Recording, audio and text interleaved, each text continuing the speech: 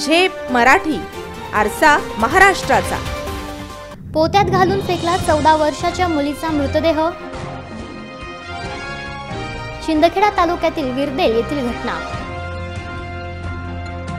मुलगी 7 दिवसांपासून बेपत्ता झाल्याची झाली होती नोंद।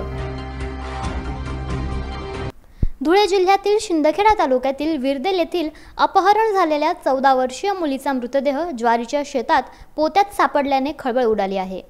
9वीत शिक्षण घेणाऱ्या 14 वर्षीय मुलीचे अपहरण झाल्याची फिर्याद मुलीचे वडील विठ्ठल माण्या ठाकरे यांनी शिंदखेडा पोलिसात दिनांक 7 फेब्रुवारी रोजी दिली होती।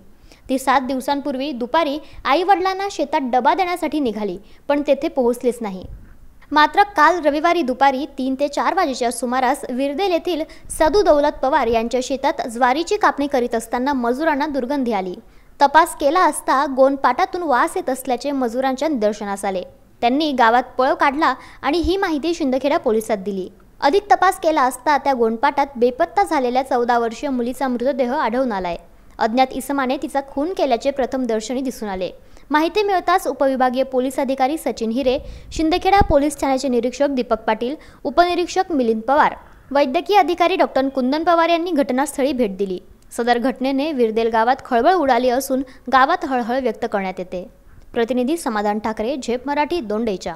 अशाच वेगळ्या आणि ताज्या बातम्यांसाठी पाहत रहा झेप मराठी, आरसा महाराष्ट्राचा। संपादक प्राध्यापक अनिल चव्हाण, धुळे।